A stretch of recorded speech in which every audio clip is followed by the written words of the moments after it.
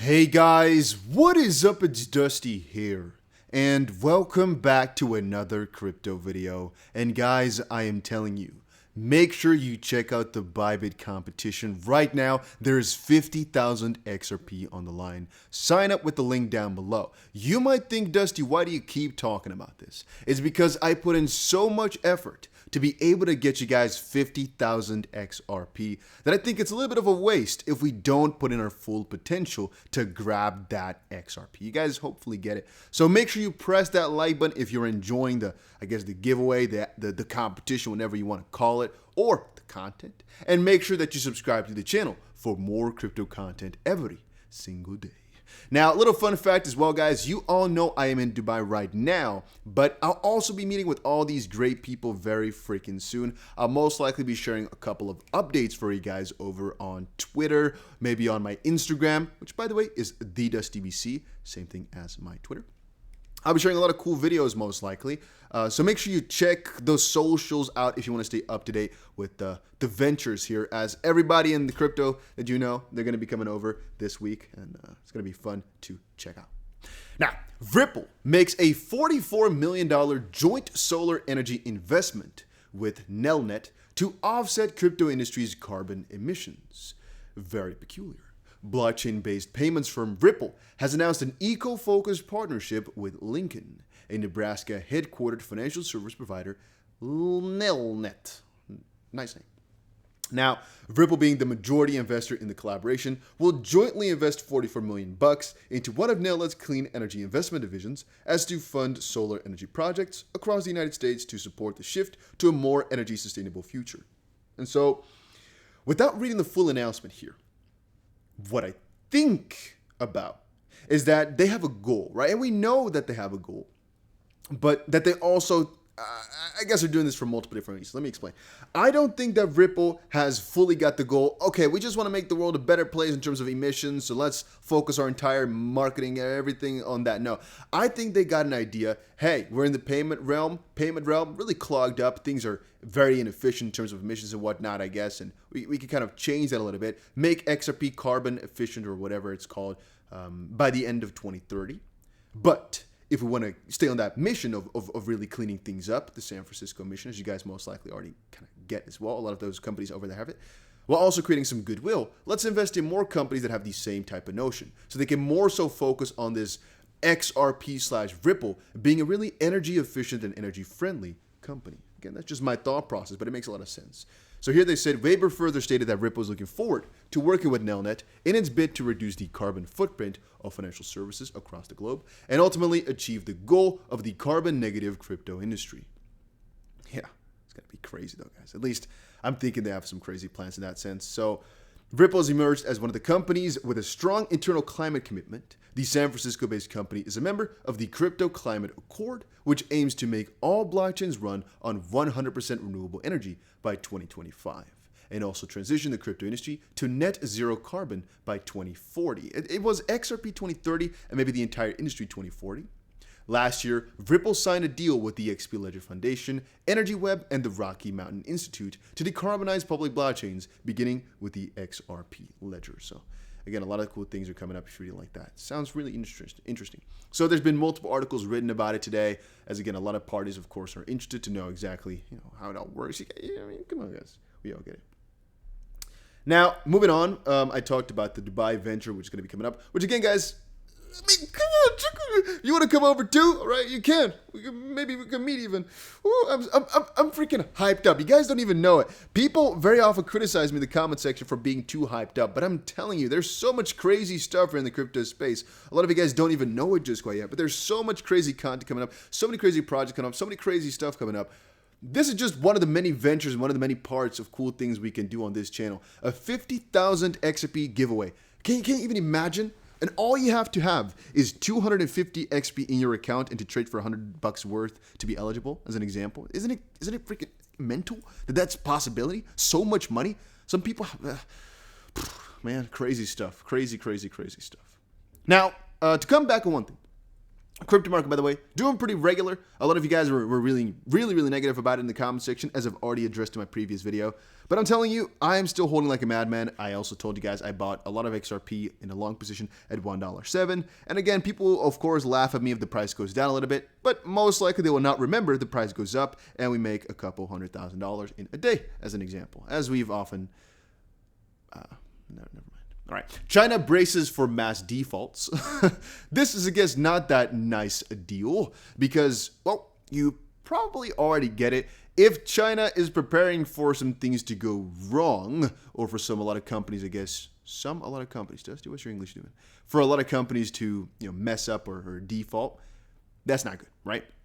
We already got a little bit of the scare with the company whose name I've now forgotten a couple of days ago, Evergrande. Well, the scare might be a little bit of a warning that we got back then for what is about to come. And I've told you guys before, even though this news is not necessarily bad for crypto, usually it reacts to crypto reacts to this type of stuff negatively. But more importantly, it happens a couple of days after, or a day after. So this news just came out, right? A couple of days afterwards, it might get worse. So here it says the Shanghai-based developer said in the filing that it doesn't expect to repay a $250 million bond due on October 18th with $700 million in dollar bonds outstanding. Could be interesting. And again, I don't know the full details of all of this yet. After reading into it, I'm like, ooh, there's a lot of stuff really on the brink of something happening. Then again, last time we saw a Chinese bailout, I think something similar might happen again. Yet you might get a little bit of a crypto scare initially first, though. So you might get a little bit of a ooh, and the prices fall, and then it will kind of fix itself. Be prepared for that. And also, it's usually just bad for the stock market, and some people are actually alleging that Tether has a lot of money locked up there, or a lot of, I guess, notes over there. So that might also be a scary part. Venezuelan International Airport to accept Bitcoin payments. Just something cool, not too serious, nothing too crazy. It's just cool stuff. An airport accepting something like that, you can never say is a bad thing, even though I would most likely, never use it. Yeah, I mean, it's still so cool stuff, right? What can we say about it? Okay. So we must advance in these new economic and technological systems to be accessible, Makita airport director said. Yeah, I mean, Venezuela is adapting. I mean, they got it. A lot of people over there are really happy with crypto and adapting. I guess this is just a logical step towards the right direction. I mean, what else can I say? Then, very interesting stuff, but let me quickly say, guys, this is just alleged or allegedly. I don't have the full details on this, nor am I certain. I'm just covering a piece of news, and that's because what we're going to be talking about here is a pretty sensitive issue.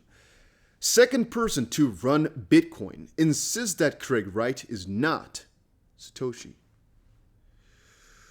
Ooh.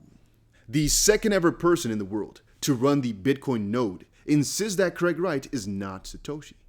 In a series of recent tweets, security researcher Dustin Trammell, who claims that he might be the second person to run a Bitcoin node, offered some compelling evidence to prove that Australian computer scientist Craig Wright is not Satoshi.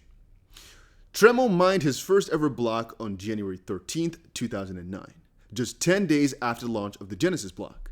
He says that he only received 25 coins from Satoshi within one transaction in return for fixing several bugs. The coins he received from Satoshi were from a mined unspent transaction output, UTXO, which was not included on the list of Wright's addresses. Corey Swan here says, Satoshi only sent me coins once using my IP address as kind of an end thing. And Iridian, whatever, said, fun fact, the coins that Satoshi sent me were from a mined UTXO, which was not in Craig Wright's list of claimed Satoshi addresses. Why? Because Craig is not Satoshi. The remaining coins that in that address remain unspent to this day. Furthermore, Trammell signed a message using his private key to prove that he actually mined a block in Bitcoin's earliest days. He urged Wright to do the same with the Genesis block, but he adds that this is impossible since he believes that the end-chain scientist is not Satoshi. In such a way, everyone would be able to verify the fact that he is actually, or that he actually created the cryptocurrency. So what he could do, Satoshi, if you guys are wondering, he could actually grab his wallet and sign a transaction basically saying, hey, it's me. He could just literally send some money around, like for example, a cent, and people would believe him instantly, but he doesn't want to. Trammell has no clue about the real identity of the elusive Bitcoin creator, even implying that multiple people were operating behind the famous pseudonym. This is why he chooses to stick to the gender-neutral pronoun they when referring to Satoshi. After Israeli researchers discovered Tremel's trail of addresses in 2013, they initially thought that they belonged to Satoshi before the cyberpunk from Texas denied the theory. As reported by you today, the first physical statue of Satoshi was unveiled in Hungary last month. Its face, which is made of gilded aluminum, has a reflective surface. And of course, people were like, what would the face have to look like? Because, well, nobody knows Satoshi, right? So they just make kind of an anonymous little face right there, kind of a neutral face. I think it's kind of funny, though, that a country was like, you know what? We want to make a statue for Satoshi Nakamoto when you don't even know who it is. So why would you make a statue for him, right? I guess to honor a person who made a new technology. Yet it could be a group, it could be a government, it could be anything, which is interesting to me. And then Hall of Shame exchanges. All this is about, if you ask me, is just a lot of exchanges did not support the Songbird airdrop, which is a bummer. But that is the way that it is, right? It's the way it goes. And all I can say about it is I'm a little bit sad that I guess they don't support it because I, for example, had a lot of XP over on Binance. Then again, it's just such a strange way that everything went. I'm like, why would they not? They got the Songbird, so why not just send it to your people? It doesn't really cost that much money to support it, and people will like you for it. Also, they support way stupider coins with airdrops, so why not just the full package? Why go halfway in? I just don't know. Then again, there's still some time for them to just start supporting it in the due process, so it can eventually come back to kind of help themselves out. We'll just have to see. It's just a timely issue. Then again, the more we talk about it to them, I guess the better of a chance we have that they will actually support it. And again, I see it as free money. So all that Binance took from me now is just my free money because I could have sold my Songbird or used it, who knows, to get some profit out of it, which is just a waste, right? So at least that's the way that I'm thinking about it now. That's the long and short of it, guys. Hopefully you enjoyed this video. If you did, make sure you press the like button and subscribe to the channel. Check out the Bybit competition. A link is down below. And I'll definitely see you guys again in another crypto video, guys, later today.